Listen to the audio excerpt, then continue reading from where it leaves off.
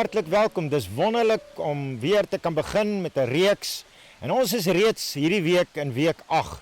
En ons gaan vandag praat oor onderskeiding en oordeel. En as ons dink aan onderskeiding en oordeel, het die wêreld 'n ander perspektief as ons as Christene. Ons as Christene se belangrikste getuie is die lewenstyl wat ek en jy leef in hierdie wêreld van ons. Daarom moet ons alles binne ons vermoë doen om effektiewe en doelgerigte getuies te wees in ons leefwêreld. Die wêreld daar buite het dikwels 'n verkeerde en 'n verdeelde beeld van ons as Christene. En dikwels is dit omdat ons nie altyd 'n oop brief is vir die mense daar buite om Jesus in en deur ons te sien leef nie. En ek wil vandag begin om vir jou en my 'n gedeelte te lees wat staan in Matteus hoofstuk 7 vanaf vers 1 tot 5. En as jy jou Bybel vandag by jou het, lees saam met my wat staan in Matteus 7 vanaf vers 1 tot 5. Hierdie gedeelte sê vir ons as volg: Moenie oordeel nie, sodat oor julle nie geoordeel word nie. Met dieselfde oordeel waarmee julle oor ander oordeel, sal oor julle geoordeel word. En met dieselfde maat waarmee julle vir ander meet, sal vir julle gemeet word.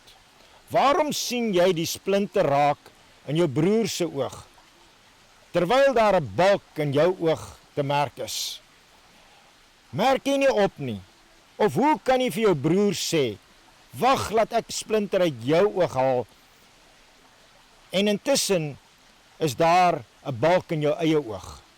Huigelaar, haal eers die balk uit jou eie oog uit, dan sal jy goed kan sien om die splinter uit jou broer se oog te kan uithaal. As ons hierdie skrifgedeelte lees, dan moet ons vir mekaar sê, dis 'n moeilike skrifgedeelte. Dis 'n skrifgedeelte wat jou en my direk raak, waarin Jesus eintlik ons konfronteer. En ek wil vandag vir jou kom sê, as Christen, daar's 'n konkrete verskil tussen oordeel, veroordeel en beoordeel. En wanneer ons na hierdie skrifgedeelte kyk, dan sien ons Jesus kom vermaan ons eintlik om nie te oordeel nie. En dan wanneer hy praat van oordeel, dan verwys hy na 'n gesindheid wat eintlik oorkrities en veroordelend is. 'n Gesindheid wat ander mense wil afbreek. 'n Gesindheid wat ander mense neerhalend wil behandel. En dikwels is ons besig om ander mense te veroordeel, omdat ons beter eintlik oor onsself wil voel. Ons doen dit dikwels omdat ons nie daardie goeie, gesonde liefde van Christus in ons eie hart beleef nie. En wanneer ons na hierdie proses kyk, dan is ons eintlik besig om ander in 'n swak lig te plaas, om onsself in 'n beter lig te plaas. En wanneer ons hierdie gedeelte lees in Matteus 7, dan wil Jesus nie kom sê dat ons moet kritiek vermy nie. Jesus wil eintlik ons kom vermaan om met onderskeiding te werk te gaan en nie altyd negatief of afbreekend te wees teenoor ander mense nie. As ware Christene is ons anders. Ware Christene is mense wat eintlik hulle eie regte aan die voete van Jesus kom aflê het.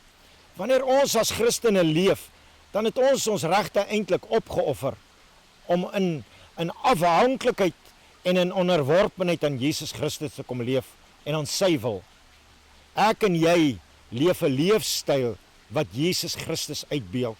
Ons doen en leef net soos Jesus. Ons is Jesus se verteenwoordigers, sy ambassadeurs hier op aarde.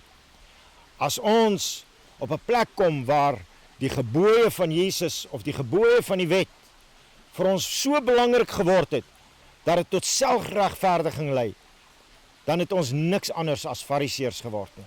En as ons eintlik net so onaanvaarbaar as wat hulle was. So, as ek en jy enigiets doen waar ons afbreekend is en onaangenaam is, dan straal ons nie die beeld en die getuienis van Jesus uit nie. En ons as Christene, ons grootste verantwoordelikheid is om op 'n plek te kom waar ons geestelik sterker word, sodat ons die wat jonger as ons is en wat dalk swakker as ons is, kan help en kan bystaan. Waar ons hulle kan optel en ook kan help. Paulus kom en hy sê, op ons wat sterk is, rus die verantwoordelikheid om die wat swak is te help. Paulus sê vir ons in die woord, hy sê, ons moet op 'n plek kom waar ons ander profete kan herken tussen vals en waar. Ons moet dissipline in die kerk hê. Dis so waar. Maar weet julle, die oordeel moet ons aan God oorlaat. Daar's net een wat kan oordeel. En wanneer ek en jy wil begin oordeel, dan sit ons eintlik op 'n regterstoel. En ek en jy's nie regters nie. Daar's net een regter. Daar's net een wat op die regterstoel sit. En wanneer ons kyk na hierdie skrifgedeelte wat ons gelees het in vers 1 en 2, dan kom sê hy vir ons moet in plaas daarvan om ander te oordeel en probeer reg te speel, moet ons eerder na onsself kyk en in ons eie lewe ondersoek instel. Die eienskappe wat in ander mense is, wat ons irriteer, is dikwels die goed wat in ons eie lewe waarmee ons sukkel. Ons eie slegte gewoontes, ons swak gedrag, is dikwels die dinge wat ons die graagste in ander mense wil raak sien. Ons is so dikwels buigbaar as dit kom oor ons eie foute, maar ons is streng met ander mense. Ons skenk gewoonlik nie dieselfde genade aan hulle as wat ons van hulle verwag nie. Ons moet ander Christene beoordeel, dis so waar. Maar die waarheid is, ons doen dit met die waarheid van God se woord. Ons doen dit met die motivering dat ons ander wil opbou en wil versterk. Ons moet mekaar bemoedig. Ons moet mekaar aanmoedig. Ons moet mekaar versterk. Ons moet mekaar motiveer. Ons moet mekaar aanmoedig met 'n gees en 'n gesindheid van Jesus Christus. Weet julle, beoordeel loop hand aan hand met onderskeiding. Ons onderskei tussen waar en 'n leuen. Ons onderskei tussen wat reg is en nie reg is nie. Dis waar, maar ons optrede het altyd herstel en 'n restaurasie in gedagte. Die liefde van Jesus Christus bly altyd ons dryfveer. Wanneer ons na ander mense kyk, dan moet hulle die liefde van God in ons lewe duidelik sigbaar sien. Jesus is ons perfekte voorbeeld. Hy kom leer ons, draai die ander wang. Hy kom leer ons, loop nog 'n myl saam. Wanneer ons kyk na Jesus, dan sê hy, wat ook al mense van jou verlang, doen meer as dit. En ek en jy het 'n getuienis om uit te dra daar buite. 'n Getuienis van liefde, 'n getuienis van genade, wat ek en jy moet beeld send in 'n gebroke, eintlik 'n siek wêreld. 'n Wêreld wat smag en hunker na God se liefde. Wanneer ons hierdie lewenstyl aankweek om onsself eerstens te ondersoek, dan is ons baie meer akkommoderend, baie meer genadig teenoor hulle. Die liefde van Jesus Christus motiveer ons en skenk aan ons die dryfkrag om met baie meer onderskeiding te leef. Wanneer ons in hierdie wêreld leef, leef ons met goeie nuus, die nuus van Christus se liefde. En die goeie nuus is dat Jesus ons in staat wil stel om dit te kan doen. Om disippels van Jesus te wees, het ons 'n sleutel. En hierdie sleutel om die deur oop te sluit, is die liefde van Christus wat in ons harte heers. En ek wil vandag jou aanmoedig, kom ons leef in die waarheid, en ons onderskei die waarheid, maar ons word gemotiveer met die liefde van Christus. Bou jou lewe op hierdie twee pilare van waarheid en liefde, maar kom ons wees net so sag en nederig soos Jesus. Ek wil jou vandag uitdaag, neem hierdie sleutel van liefde in jou hand, dan is dit maklik om te onderskei, en is maklik om nie te oordeel nie. Kom ons bid saam.